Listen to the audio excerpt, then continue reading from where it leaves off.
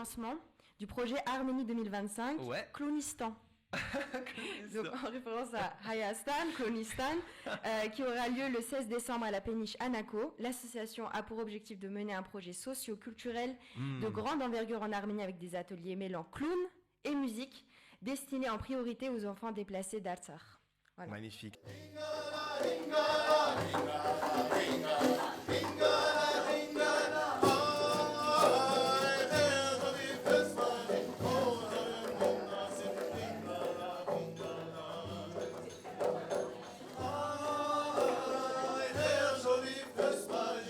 Donc c'est un projet socioculturel donc autour du clown et de la musique.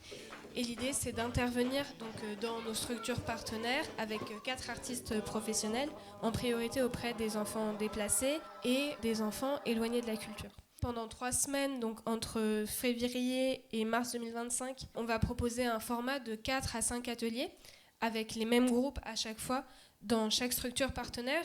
Donc on a décidé d'intégrer vraiment davantage de la musique parce que la musique c'est un art vivant très développé en Arménie et qu'on a pensé que ça pouvait être une porte d'entrée pour aller vers le clown, notamment avec des instruments de musique traditionnels comme le dohol et le doudouk.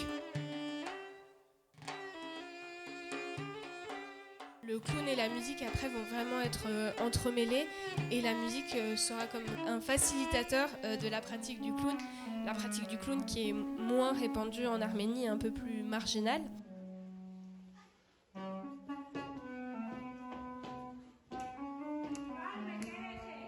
Le dernier atelier donc, de cette série de 4 ou 5 ateliers en fonction des structures dans lesquelles on va intervenir va être un atelier dit ouvert.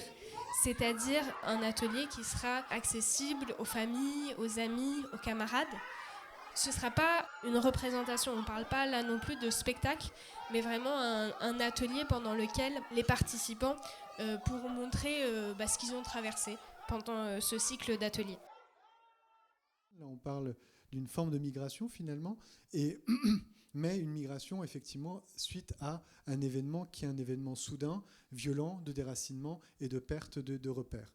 Donc c'est ce cadre-là qui est particulier et qui se fait dans un contexte particulier également, puisque en Arménie, la pédopsychiatrie n'existait pas jusqu'à très récemment. On n'avait pas cette approche du travail avec les enfants et donc de la santé mentale des enfants. Certains avantages de ces espaces intermédiaires à médiation sont qu'il n'y a pas de prérequis.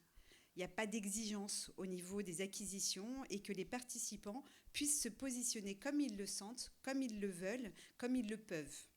Cette confrontation avec le monde qui continue à tourner, la vie qui continue à vibrer là où pour certains elle s'était arrêtée, pousse vers la construction d'une nouvelle identité. Le théâtre appliqué cherche à utiliser les outils du spectacle vivant, des arts appliqués, dans différents champs sociaux. Donc, dans le cas de nos interventions en Arménie, on est au croisement des champs de la santé.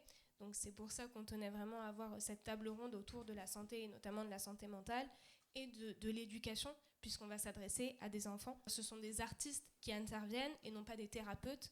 Et on ne cherche pas à soigner un symptôme.